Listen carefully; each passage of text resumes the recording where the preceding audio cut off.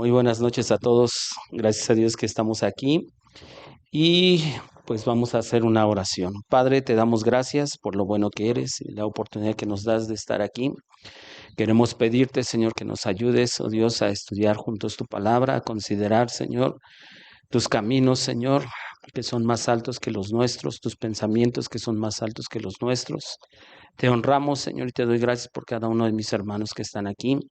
Queremos pedirte que tu Espíritu Santo nos ayude, nos guíe, Señor, a cada uno de nosotros, Señor. Te damos a ti la honra y la gloria en el nombre de Jesús. Amén. Bueno, pues hace 8 días nos quedamos en la historia del papado, del papado, no de la papada, ¿eh? Estamos viendo cómo es de que la iglesia poco a poco en la historia se fue desviando, fue considerando algunas cosas que no vienen en la Biblia. Y hoy quiero mencionar algunos papas y qué fue lo que hicieron, incluso que instituyeron. Y vamos a ver cómo la iglesia poco a poco se fue desviando de su propósito original. Y y cómo es de que la iglesia ha sobrevivido en medio de todos los ataques que hemos mencionado y que aún seguiremos viendo a lo largo de esta serie de enseñanzas donde estamos viendo historia de la iglesia. Entonces, ¿se acuerdan que hace 8 días mencionábamos quién es considerado por la Iglesia Católica Romana como el primer papa? ¿Quién era? Pedro, ¿no? Pedro. Pero decíamos que no hay evidencia histórica, no hay pruebas como para asegurar que lo que afirma la Iglesia Católica, que Pedro estuvo en Roma cerca de 25 años ejerciendo el papado, o como eh, al principio no le llamaban papa, sino el obispo de Roma. Ujú. Pero no hay una evidencia y además vimos algunos versículos como es de que los apóstoles del primer siglo obviamente nunca consideraron a Pedro como cabeza de la iglesia. Ajá. Vimos varios pasajes como es de que pues no hay una evidencia en la Biblia que la iglesia del primer siglo pues haya considerado realmente a Pedro como el sucesor de Cristo en lugar de Cristo, ¿no? Así es que de ahí es de donde vamos a partir precisamente el día de hoy. La palabra papa viene de una palabra que es precisamente papas, o ahí lo pueden ver en la pantalla, que significa papá o padre. Ujú. Ahora, ya con el significado, entonces, si supuestamente el papa es el papá, ¿qué dice la Biblia? Ajá, ¿qué dice la Biblia? Sabemos que no está hablando en un sentido de que alguien nos engendró. Ujú. O sea, en el aspecto de engendrarnos físicamente, ¿no? Eh, es bueno aclarar que Jesús mismo dijo que a nadie le llamáramos padre. Ajá. Y eso lo vemos, vamos para eso en Mateo capítulo 23, versículo 9. Mateo capítulo 23, versículo 9. ¿Mm? ¿Ya lo tienes, Emanuel? Eh, Rápido. ¿Lo puedes leer en voz alta, Emanuel? Nada más el 9, por favor.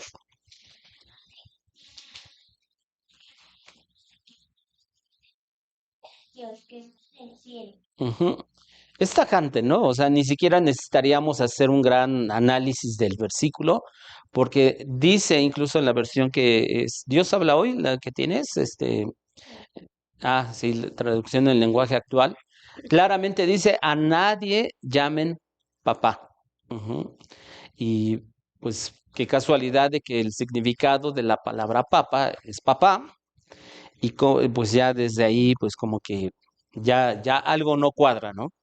De hecho, el término aquí de padre en el original es alguien que engendra vida. Ujú. Y cuando hablamos o cuando Jesús estaba hablando de que a nadie llamen papá, estaba refiriéndose en un sentido espiritual. Ujú. Entonces, no sé si también, y aquí cabe aclarar algo, no sé si han escuchado que hoy también es muy, muy común que de pronto digan, o hablen acerca de una paternidad espiritual. Ujú. Bueno, bíblicamente no hay lugar. Ajá. O sea, el pastor de una iglesia no es el papá espiritual de todos. ¿Por qué? Porque ¿quién es el que nos da vida espiritual? Jesús, o el Espíritu Santo es el que nos hace nacer de nuevo. Ajá. Es Dios mismo. Ajá. Entonces, en ese sentido, aunque haya personas que pudieran de pronto decir, yo soy el Padre espiritual de todos ustedes, bueno, está mintiendo. Ujú. Y está queriendo ejercer algo que solo a Dios le corresponde, porque Él es el único que da vida espiritual. ¿Ok? Entonces, cuando ustedes de pronto escuchen esa frase, ¿no? Paternidad espiritual, ya tengan cuidado, tengan mucho cuidado con eso. Ujú. Regresemos ahí a lo de los papas, porque a los primeros papas, como hace un rato les mencionaba, no eran conocidos como el papa. O sea, incluso a Pedro no, ni siquiera le decían papa. Ujú.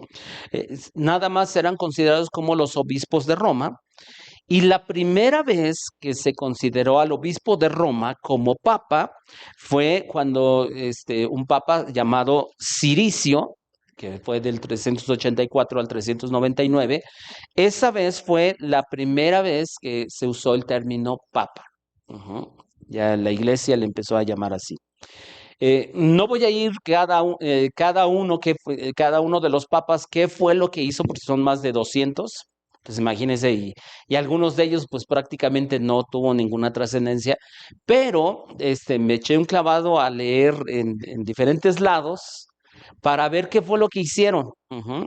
Y aún así, la verdad es de que se necesitaría mucho más tiempo el hecho de investigar todo, pero saqué unos datos interesantes. El segundo papa, que fue del 67 al 76, se cree, o cuando nosotros buscamos la referencia del listado de los papas, viene como el segundo papa Lino, ujú, que algunos dicen que es el que se menciona en segunda de Timoteo 4:21. Vamos a segunda de Timoteo 4:21. Salud.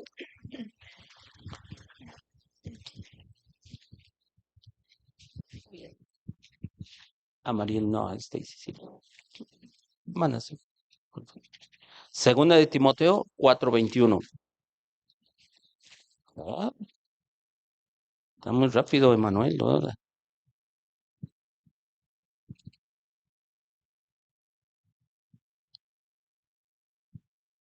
¿Quién lo quiere leer? Segunda de Timoteo 4:21.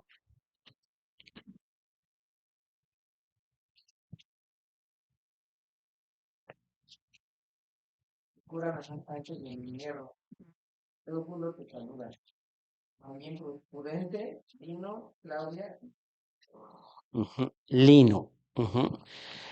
Lino fue un colaborador en una iglesia y se cree que él, o por lo menos algunos, la Iglesia Católica, que, alude de que al que se menciona aquí es el que ocupó el papado o fue el sucesor de Pedro. Como hace 8 días, no sé si recuerden, hace 8 días les mencionaba, los apóstoles, ellos nunca nombraron sucesores. O sea, nunca ungieron que pastores, nunca ungieron otros apóstoles o profetas, absolutamente no hay un registro bíblico, no hay un registro histórico siquiera que hubieran hecho eso, pero según la tradición católica, dice que Pedro fue el que lo nombró su sucesor como papa. Bueno, vuelvo a repetir, no hay una evidencia absolutamente a ese respecto. El tercer papa fue Anacleto, ujú, del 76 al 88, que tanto él, Anacleto, como Lino se creen que fueron discípulos del apóstol Pedro. Ujú. Pero pues eso es algo que se cree. Esos son los primeros papas, de ahí me voy a ir saltando en algunos para que veamos algunas cosas Por ejemplo, Alejandro I, que estuvo de obispo de Roma, del 105 al 115, se le atribuye la institución del agua bendita en las iglesias y en las casas. El agua bendita. Ustedes han visto, ¿no? Alguna ocasión que a lo mejor los hayan invitado a algún lugar donde en los bautizos principalmente, ¿verdad? ¿Qué es lo que hacen? Pues usan su agüita, supuestamente. Pero aquí cabe una pregunta.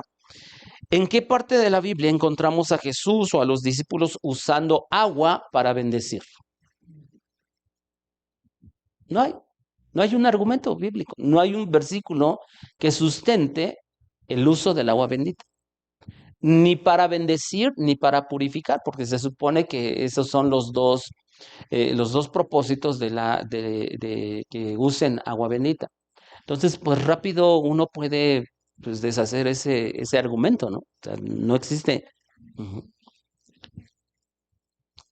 Pero pues es que eh, obviamente se usa agua, ¿no? Para el bautismo en agua. Ajá. Pero simple y sencillamente, así como para hacer, sobre todo para bendecir, pues no existe absolutamente ningún registro bíblico, ¿ok? Luego, Telésforo, que estuvo del 125 al 136, él instituyó el ayuno durante 7 semanas antes de la Pascua. Y de hecho creo que, o sea, qué es lo que incluso hasta nuestros días se celebra, ¿no? O sea, los miércoles, ¿no? De ceniza y todo esto. Pues este Telésforo desde el 125, o sea, lo instituyó. Hoy no hubo carnicerías y pues los que sí comemos, los que sí comemos carne, decimos qué culpa tenemos nosotros, ¿no? O sea, que se le haya ocurrido a ese señor. Ujú. Luego, Higinio, del 136 al 140, fue el sucesor precisamente de Telésforo, instituyó el padrino y la madrina en el bautismo de los recién nacidos para guiarlos en la vida cristiana. Ujú. Para guiarlos. Pregunta aquí, ¿dónde se menciona que, por ejemplo, en el bautismo de Jesús le hayan acompañado su padrino y su madrina? Incluso en el libro de Hechos, cuando se acuerdan que 3,000 se convierten y se bautizan. La pregunta es, ¿hay un registro de que los haya acompañado su padrino o su madrina? No hay nada. Ujú. Absolutamente nada. Ujú. Y tampoco hay un registro en la Biblia de bautizo de infantes. No lo hay. Ujú. Entonces, por más que quieran argumentar, pues no hay una evidencia bíblica, no hay un argumento bíblico. Luego Esteban I, del 254 al 257, fue el primer papa en considerar que correspondía al obispo de Roma, y el título de papa, y por lo tanto, el papa tenía la supremacía sobre toda la iglesia.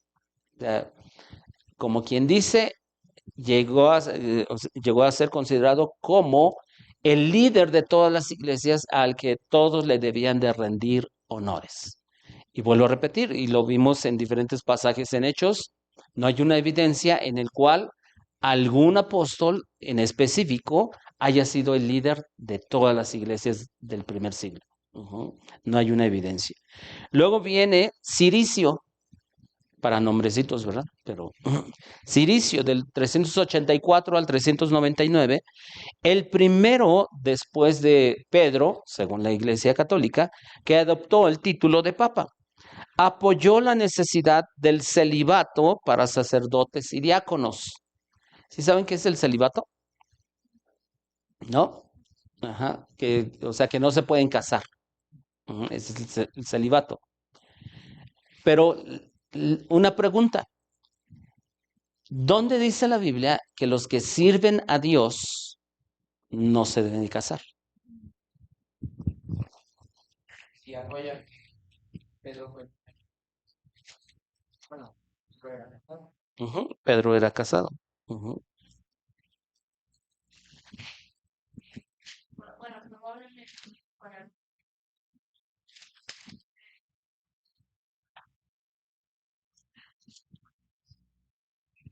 el tiempo y yo creo que sea que probablemente para el tiempo pero de la Ujú, por eso pues,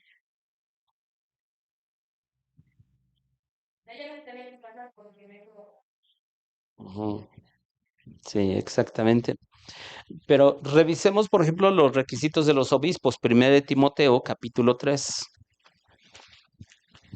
Primera de Timoteo, capítulo 3.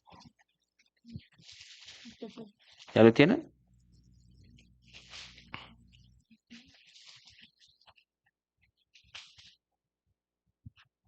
Vean el versículo 2. Y quien lo quiere leer en voz alta. Emanuel, adelante, Emanuel. Nada más el 2, por favor. pues en una sola consolar deseos y pensando lo que va a hacer. Ujú,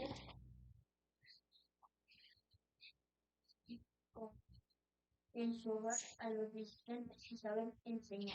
ok. Pero fíjense, debe ser marido de una sola esposa. ¿Quiénes? Los obispos, o sea, los líderes de las iglesias. Ajá. Según, o sea, según Ciricio, dice que, o él instituyó la necesidad del celibato entre los sacerdotes y los diáconos. O sea, pero ahora vamos a ver los requisitos de los diáconos. Ujú. Vean el versículo 12. ¿Quién lo quiere leer en voz alta de ese mismo capítulo? Primera de Timoteo 2. 3:12.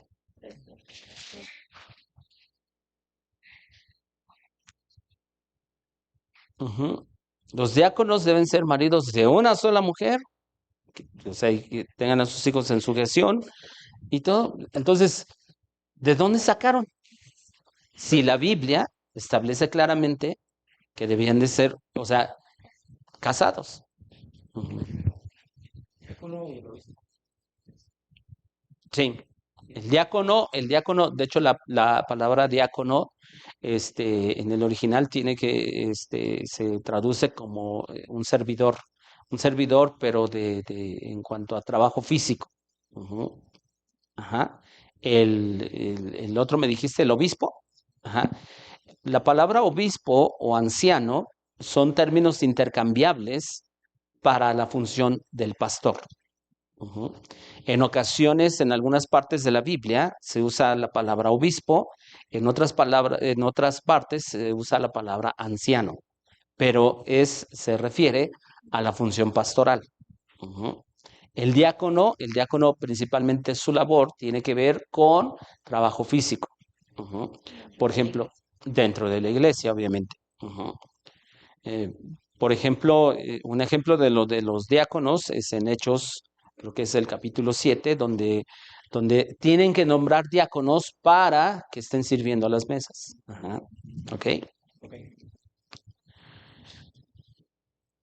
Bueno, y bueno, este Ciricio fue el primero que tuvo la idea del celibato, aunque el celibato en realidad se instituyó hasta el siglo XI, o sea, por el año 1000, pasadito del año 1000. Luego viene Sergio III, que fungió como papa del 904 al 911, y aquí es donde empieza ya de pronto una etapa como más depravada. Ujú. ¿Por qué? Tuvo a una mujer y a su hija como amantes, o sea, al mismo tiempo. Era su amante, tanto la mamá como la hija. Su papado fue conocido como el papado de las rameras, ya que eran ellas en realidad quien gobernaba. Ahora, es llamado o es conocido como el papa más lujurioso de toda la historia. Entonces, imagínense qué bonito título, ¿verdad? El papa más lujurioso de toda la historia. Ujú. Ahora, cuando nosotros vemos, o sea, y creo que son 7, no recuerdo si son 7 o cuántos, o sea, todos los que le siguieron, todos tuvieron absolutamente problemas en el área sexual, todos. Ujú. Y se cree que esta mujer, o esta mujer y su hija, en realidad, Ciricio, o mejor dicho, Sergio III, dejó de ser papa y empezó a fungir como papa otro hombre, vaya, y que estas mujeres seguían siendo las amantes del papa. O sea, y en realidad ellas eran las que gobernaban la iglesia atrasito. O sea, nada más como que el hombre daba como que así la cara, ¿no? La pinta, pero luego llegamos a Juan XII, del 955 al 964, conocido como el Papa Fornicario. Imagínense. Murió, y esto lo pueden checar en internet, en páginas de católicas. Ajá. Murió en una cama con una prostituta o amante.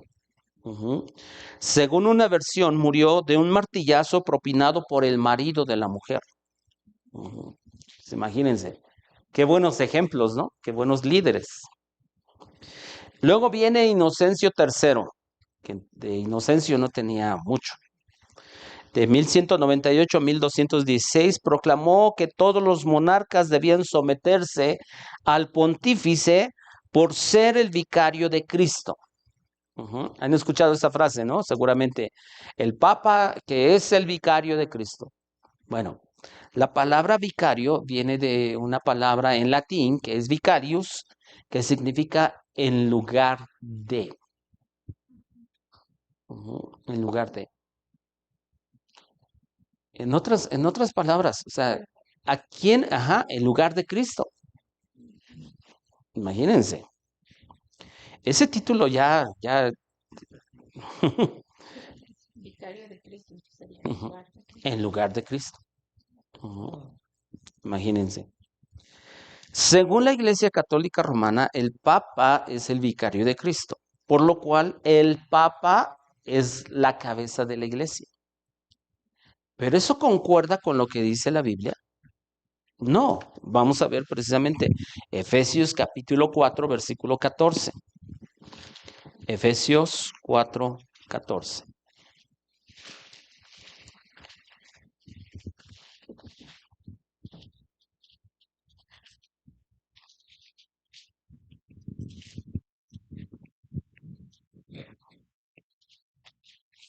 Vamos a leer el 14 y el 15.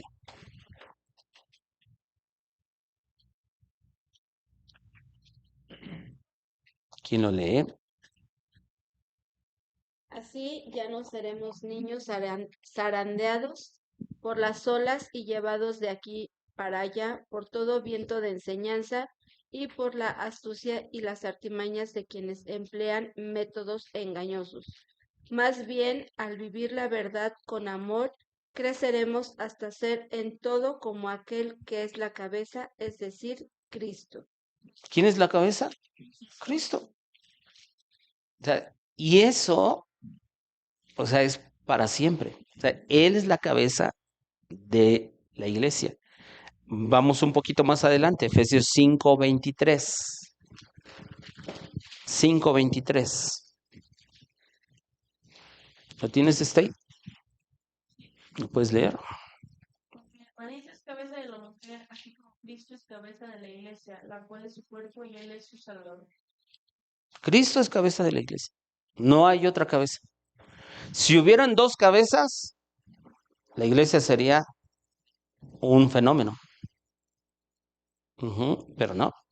Otro versículo más, Colosenses 1:18. Colosenses 1:18.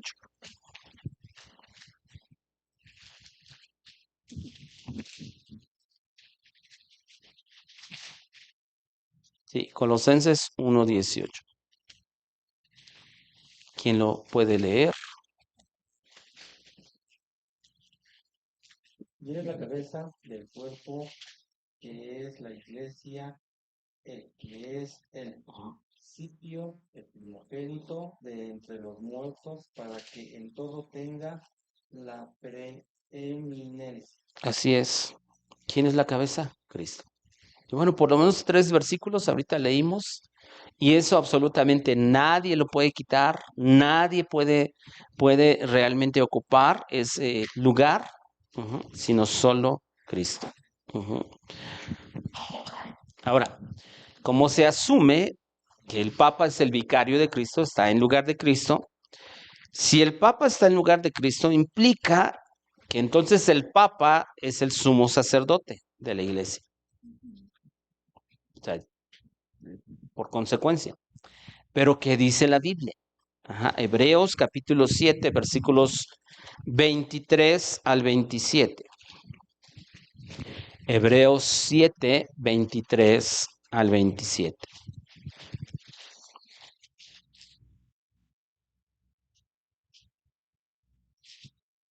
7, 23 al 27.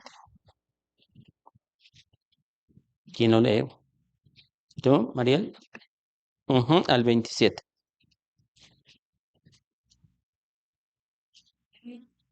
A que por la muerte no podía confirmar. Mas este por tanto permaneceré para siempre. Tiene un sacerdocio inmutable, por lo cual puede también salvar perpetuamente a los que por él se acercan a Dios, viviendo siempre para interceder por ellos. Porque tal sumo sacerdote nos convenía, tanto inocente sin mancha, apartado de los pecadores y hecho más sublime que los cielos, que no tienen necesidad cada día como aquellos sumos sacerdotes de ofrecer primero sacrificios por los propios pecados y luego por los del pueblo, porque esto lo hizo una vez para siempre, ofreciéndose a sí mismo. Ofreciéndose a sí mismo. Pregunta, si Hebreos está diciendo claramente, o está describiendo las funciones o ciertas cualidades o características del sumo sacerdote, la pregunta es si el Papa realmente reúne esas cualidades. Por ejemplo, santo, ¿no? Inocente, tampoco. Sin mancha, no, claro que no. Y luego, fíjense, por ejemplo, más adelante dice que no tiene necesidad el 27, que no tiene necesidad cada día, como aquellos sumos sacerdotes, de ofrecer primero sacrificios por sus propios pecados. El Papa tendría que ofrecer sacrificios por sus propios pecados, pero Jesús no. Por eso se ofreció una sola vez y para siempre. Entonces, pues, ahora sí que ni cómo ayudarle, ¿verdad? Ahora, se considera que el Papa es el pastor supremo de la iglesia. Imagínense.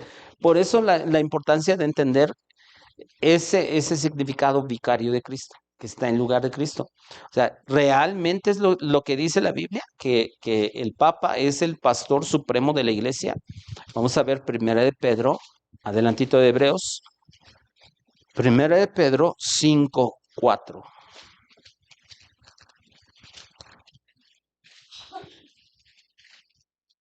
¿Quién lo lee? 5:4.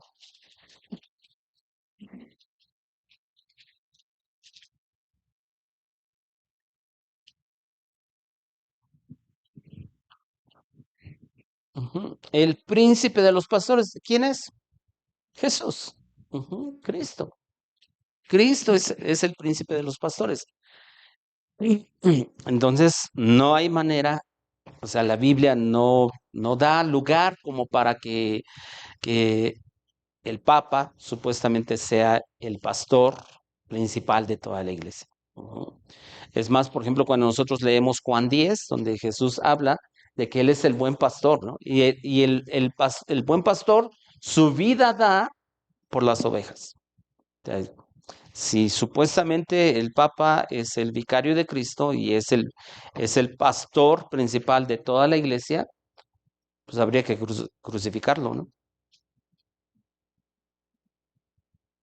Habría que crucificarlo. Pero no reúne las condiciones, porque Jesús fue santo y sin mancha, pero el Papa no.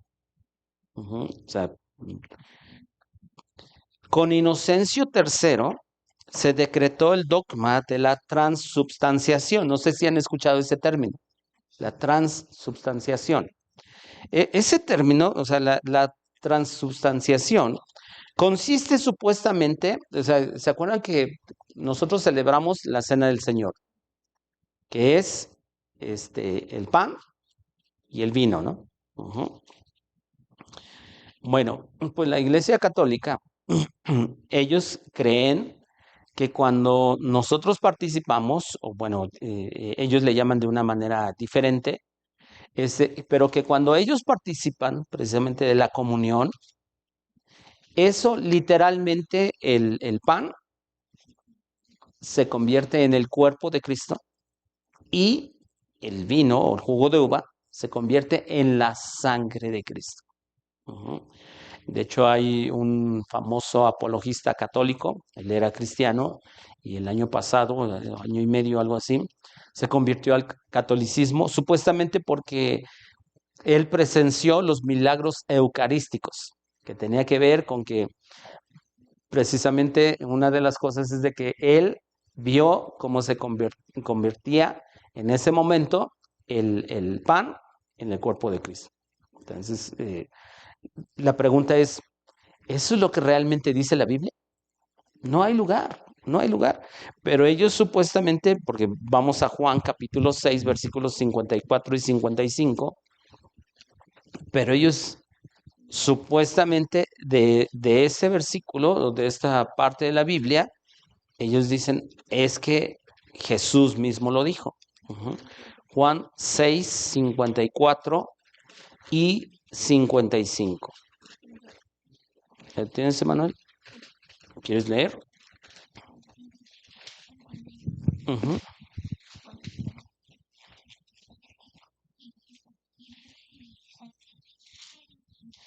Cuando llegue el fin del mundo, yo lo resucitaré. Mi cuerpo es la comida verdadera, mi sangre es la bebida verdadera. Ujú. Ellos dicen que es literal eso, pero si es eso, entonces nos convertimos prácticamente en caníbales o en vampiros, ¿sí o no? Pero eso no es en ningún, o sea, no hay manera de entender que, que lo dijo de una manera literal. Estaba prohibido, pero las prohibiciones crees que hicieron fue bastante. Ujú. Comer sangre. Ujú. Exactamente. Entonces no habría manera. Ajá. Eh, Mateo capítulo 26, versículo 26 y 27 también. Mateo 26, 26 y 27.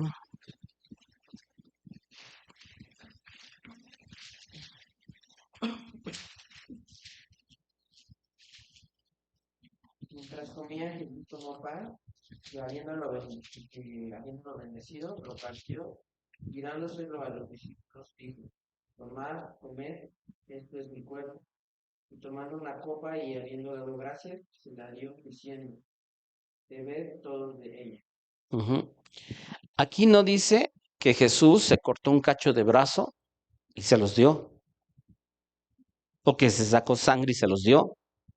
Era aquí, o sea, era algo, o sea, un pedazo de pan.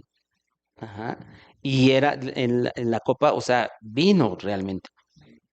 En ningún momento, o sea, y cuando él estaba diciendo esto es, o sea, estaba refiriéndose a algo simbólico, ¿no?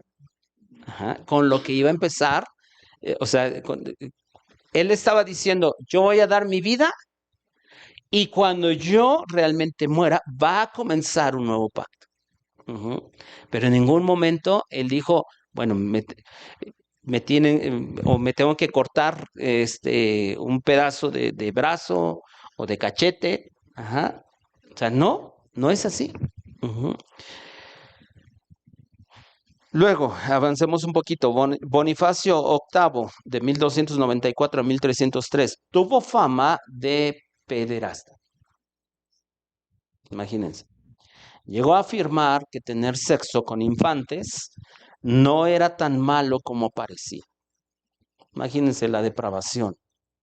Era del supuesto líder de la iglesia. Imagínense. Luego, Julio II, de 1503 a 1513, contrajo sífilis por el uso y abuso de la prostitución. Imagínense. Sífilis es una enfermedad, ajá, de transmisión sexual. Luego, Pío IX, de 1846 a 1878, proclamó en 1870 la infalibilidad papal en el Concilio Vaticano I. O sea, que el Papa nunca se equivoca. Pregunta, ¿quién es el único que nunca se equivoca? Dios, Jesús. Pero, o sea, imagínense, ya cuando ellos van instituyendo, diciendo esto, aquello, van añadiendo tradiciones, cosas que no están en la Biblia o que contradicen la Biblia.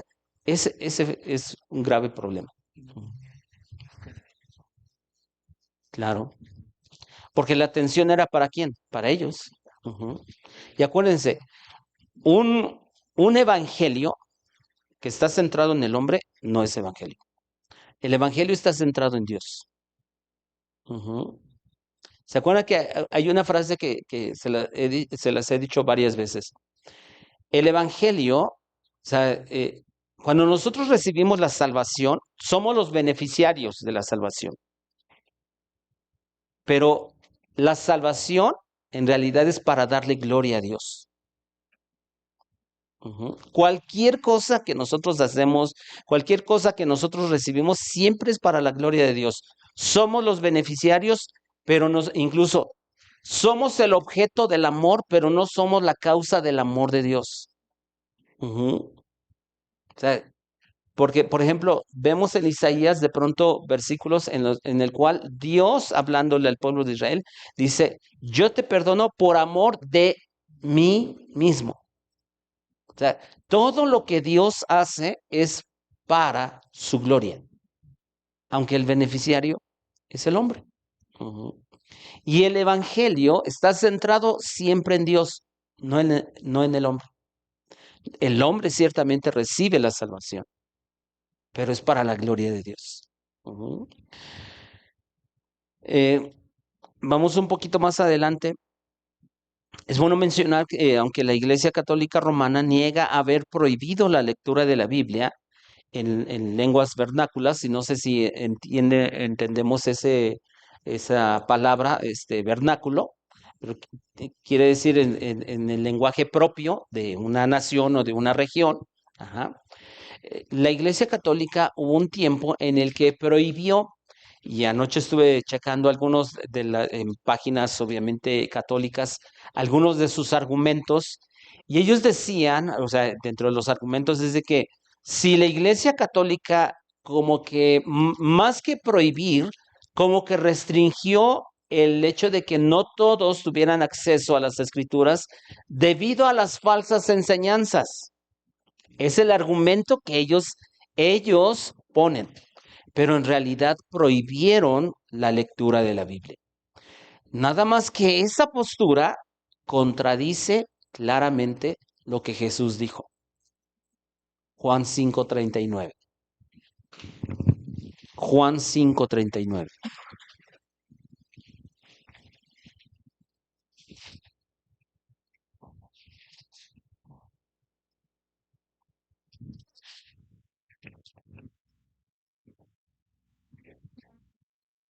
Ustedes estudian con diligencia las escrituras, porque piensan que en ellas hallan la vida eterna, y son ellas las que dan testimonio en mi favor.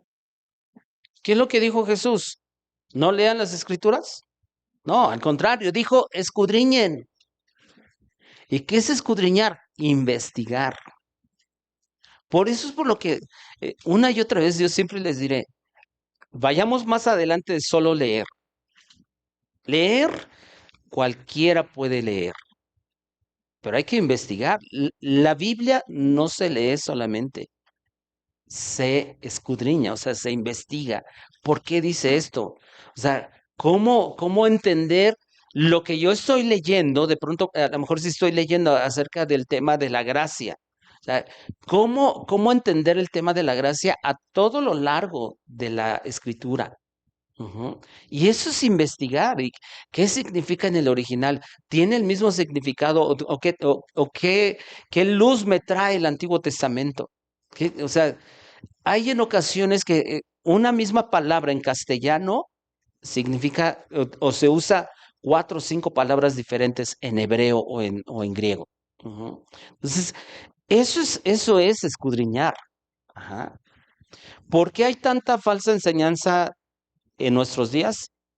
Porque casi nadie escudriña. Ujú.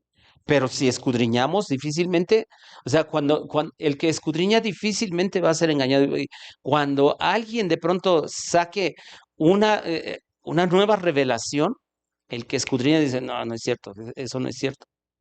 O sea, la Biblia dice esto. Ujú. Eso es lo que nosotros tenemos, y es un mandato que Jesús hizo. Hay prácticas en la Iglesia Católica Romana que no se pueden argumentar bíblicamente, como la primera comunión. O sea, ¿dónde vemos en la Biblia que alguien celebró su primera comunión? No hay. Como la confesión. Ujú. O sea, confesar, eh, sí viene el término en la palabra de Dios, confesar, pero no dice que confesemos nuestros pecados a un sacerdote. O sea, no lo hay. O el bautismo de infantes. O hay algo que, por ejemplo, se le atribuye a la Virgen María, que, que ella es la mediadora. Pero eso es lo que dice la Biblia. No, Primera de Timoteo, capítulo 2, versículo 5. Primera de Timoteo 2, 5.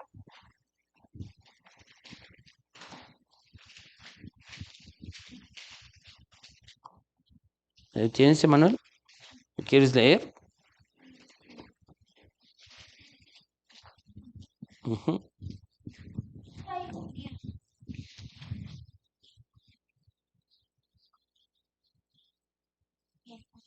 ujú.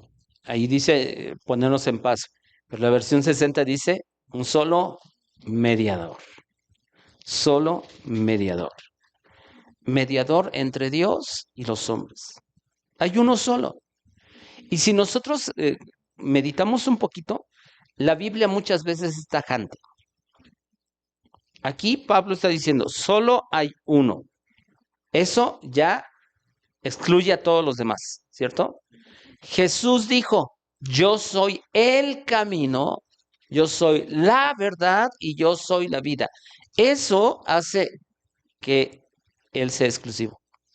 No hay lugar siquiera para pensar que hubiera la posibilidad de que... No, la Biblia es tajante. Ujú. Primera de Juan, capítulo 1, versículo 9, hablando de la confesión. Ujú. Primera de Juan 1, 9.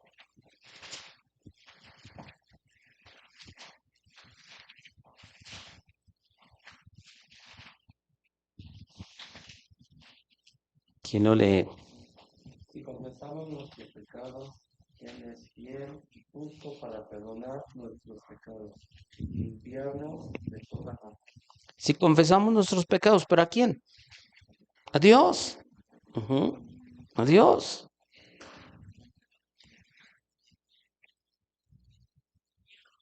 Pues, y sí, y no, pero ellos son más grandes, por eso ven en la comunidad papal. Pues también, por ejemplo, parte de la confesión es que es básico, obviamente, y el sale confesando sacerdote para que pueda ser perdonado de sus pecados, porque sale sacerdote, sus pecados no se perdonan. O sea, ellos sí tienen varias cosas que incluso, por ejemplo, los hijos de Deuteronomio, ellos también, por ejemplo, dicen que ahí sí te habla de energía, te habla de ciertas cosas que también dice en la Biblia que no, entonces, o sea, también por ejemplo dicen que María es mediadora por cuando Jesús hizo el milagro de convertir El agua en el agua vino. en vino, que en realidad le pidieron a María que fuera intermediaria, porque ella fue con Jesús, y por eso es que ella bueno, o sea, usan varios versículos a favor, y me doy cuenta como en realidad ya hay muchos católicos que se están preparando. Ujú, así es. Pero fíjense, algo básico dentro del cristianismo protestante, o sea, el cristianismo evangélico, algo básico es de que toda la iglesia, a partir de la Reforma, creemos en el principio de solo escritura. ¿Qué quiere decir el principio de solo escritura? Que la Biblia es la máxima autoridad, ujú, de fe y de práctica cristiana. Es la máxima autoridad. La Iglesia Católica Romana, ellos dicen, bueno, aparte de la Biblia está la tradición y aparte, o sea, la infabilidad papal. Entonces, si dice un papa algo, ellos dicen, él no se equivoca y hay que hacerlo. Ujú,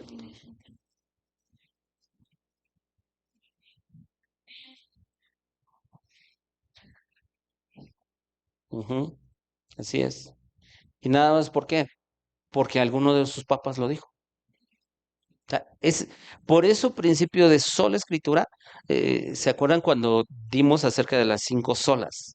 O sea, ese es un principio sobre el cual descansa toda nuestra fe cristiana. Ujú. Eso es fundamental, pero el catolicismo romano, pues desafortunadamente no es así. Y por eso, o sea, han ido añadiendo, añadiendo, añadiendo, añadiendo, ujú, cosas.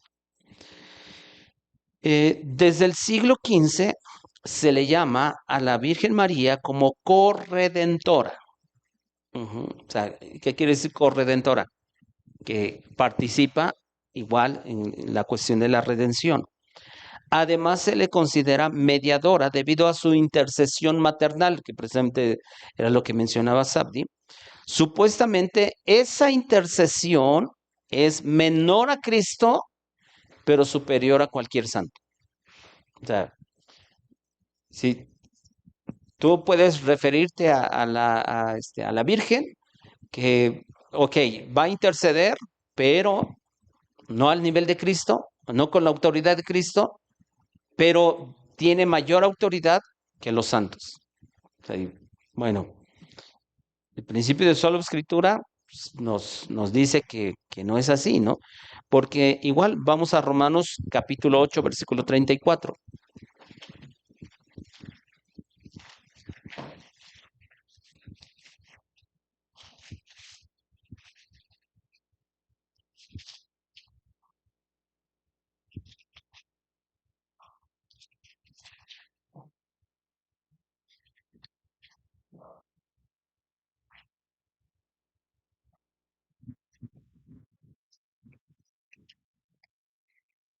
¿Lo tienen? ¿Quién lo lee? La ley se cumpliese en vosotros que no andamos con 8:30.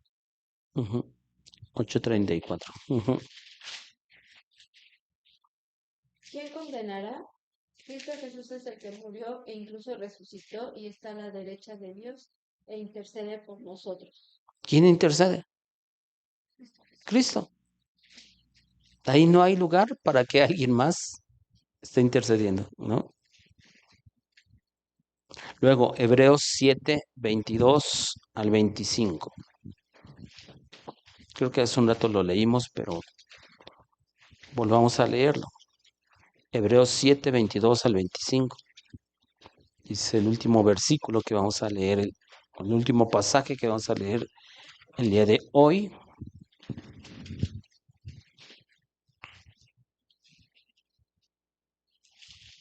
Veintidós al 25.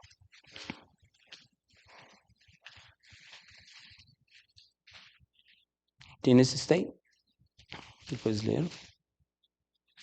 Por tanto, Jesús es hecho mediador de un mejor pacto, y los sacerdotes llegaron a ser muchos, debido a que por la muerte no podían continuar.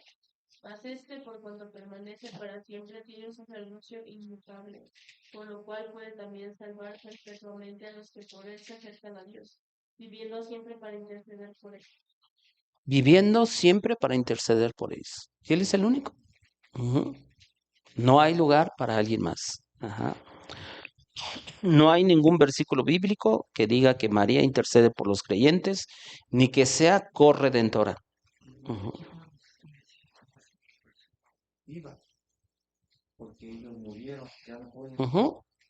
Y ¿Cómo puede interceder la Virgen si ya murió? Pero el Señor resucitó, vive, ujú, y Él intercede por nosotros. Ujú. Entonces es como confiarle un bien a un muerto. Pues no hay manera. Ujú. Pero lo que hace un rato mencionábamos, el principio de solo escritura, o sea, como la Iglesia Católica rechaza tajantemente el principio de solo escritura y le va añadiendo, añadiendo, añadiendo. Es precisamente lo que pasó en tiempos de Jesús, en los cuales Jesús le recriminaba a los fariseos, porque se acuerdan que, por ejemplo, hay un pasaje en los evangelios en el cual los fariseos ven a los discípulos de Jesús que empiezan a comer, no se lavan las manos y dicen, ¿por qué tus discípulos no se lavan las manos? Pero no le estaban diciendo en cuestión de higiene, sino dice, están rompiendo la tradición de los ancianos. ¿Por qué? Porque precisamente las tradiciones, y escuchen bien eso, las tradiciones muchas veces son mucho más fuertes para las personas que la palabra de Dios. Y estoy diciendo para las personas. Ajá. No que una tradición sea más fuerte que la palabra de Dios, sino para las personas. Porque alguien lo dijo. Es como, por ejemplo, cuenta la historia de alguien que siempre cocinaba su pastel en dos partes. Y se fue, así lo cocinaba la abuelita, la mamá, la hija, y de pronto alguien dice, bueno, ¿y por qué siempre está cocinado en dos partes? Y hasta que le preguntan a la abuelita, y dice, lo que pasa es que en una ocasión hice más masa y no cabía en un molde y lo tuve que hacer en dos. Y entonces todos pensaron que se debía de hacer en dos moldes. ¿Por qué? Y eso se convierte en qué? Se va perpetuando y se convierte en una tradición. Ujú. Pero vemos cómo hay tradiciones, vemos cómo hay cosas que se fueron añadiendo y que por eso precisamente, recuerdan en 1517, cuando Martín Lutero se levanta y dice, bueno, eso ya no puede seguir así. Y es ahí donde, para la Iglesia Católica Romana, dice, pues es ahí donde surgió el protestantismo, pero no es cierto. O sea, recordemos, durante durante casi 15 siglos, iglesia solo había una. No tenía un apellido la iglesia. No era católica romana, no era mormona, no era testigo de Jehová, no era evangélica, era una sola iglesia. Ujú, ujú. Entonces, eso es lo que nosotros estamos viendo, cómo la iglesia ha sido atacada una y otra vez, las verdades de Dios, las verdades de la palabra de Dios. Ahora, como dice un pastor, porque nosotros podemos a lo mejor criticar a la Iglesia Católica Romana de sus papas y de los abusos que han hecho y de las cosas que han metido a la iglesia. Pero la verdad es de que en el lado evangélico no estamos bien librados en eso, ¿eh? O sea, hay pastores que se creen dueños de las iglesias, o sea, hay pastores o que hoy se nombran apóstoles y que se creen dueños de las iglesias. Es increíble cómo saber de pronto que hay lugares, hay iglesias donde si alguien se sale de su iglesia o de la red de iglesias, casi casi les cierran, les hablan a personas, o sea, a otros pastores, no aceptes a fulanitos, esto, aquello, y tú dices, espérenme, o sea, ¿cómo casi vetarlos?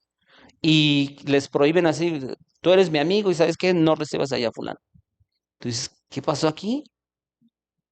Ajá, o sea, ya es como, o sea, se conocía más antes, ¿no? Eso sucedía hace muchos años en empresas donde, bueno, pues, tú dices, bueno, empresas, ok, pero en la iglesia, ahora hay muchos abusos en la iglesia evangélica. Ujú. O sea, ¿y para qué? O sea, yo lo que creo, ¿para qué admirarnos si desafortunadamente la iglesia evangélica estamos igual o peor que ellos? Porque nosotros decimos que predicamos la verdad. Y muchas veces hay tantos malos ejemplos ujú, de líderes cristianos que se creen casi los dueños de las iglesias. Ujú. Si te vas, no recuerdo ahorita qué papa, él decía que como él era el mandamás de la iglesia, si alguien se salía de la iglesia católica, o sea, lo maldecían y todo eso. Pues eso lo copiaron pastores cristianos y hoy por hoy, si tú vas y dices, bueno, ¿sabe qué, pastor? Me voy a cambiar de iglesia por X o por Y. Pues hay personas o hay pastores que te dicen, ok, tú te vas de la iglesia, te va a caer una maldición. O sea, así a ese tamaño. Ujú, ¿sí? Porque aquí Dios te plantó, aquí naciste, aquí tienes que estar. Y tú dices, ah, caray, o sea, desafortunadamente les hemos copiado, pero cosas malas. Ujú. Entonces, alguien me decía, hace un tiempo, dice, bueno, este, obviamente venía de otro lado y dice, pues pastor, hoy me va hasta mejor. O sea, y lo que me habían dicho de que si yo me salía de esa iglesia me iba a ir súper mal, pues hoy Dios me está bendiciendo más. Y yo, pues gloria a Dios. ¿Y saben por qué? Porque de Él viene nuestra bendición. No de que estemos al lado de un pastor. Nuestra bendición viene de Él. Ujú. Entonces, yo ahora, hoy más que nunca lo entiendo y hay personas que, por ejemplo, ustedes saben de pronto, por ejemplo, han habido personas aquí que han hablado con nosotros, algunos, no todos, pero algunos han dicho, ¿sabe qué, pastor? Me quiero ir, o sea, no estoy de acuerdo con eso. ¿Saben? O sea, ¿qué es lo que yo les digo? Adelante, o sea, que Dios les bendiga. ¿Por qué? Porque yo no soy el dueño de la iglesia. Yo no morí por las ovejas. Ajá. Y que Dios les bendiga.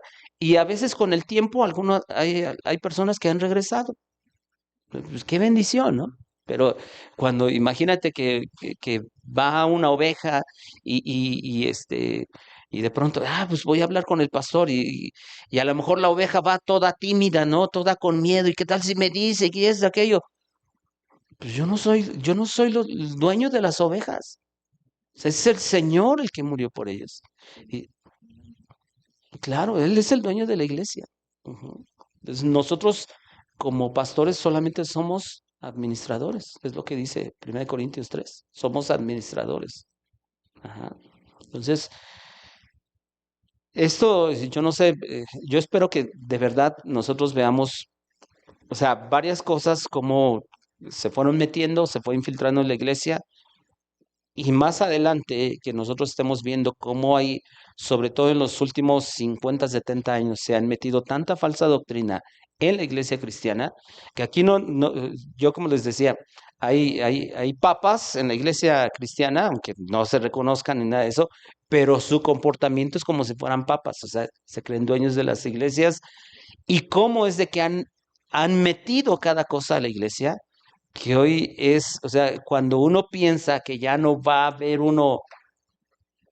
este, cosas peores, de verdad, que una y otra vez se sorprende uno de todo lo que se ha metido en la iglesia en la actualidad.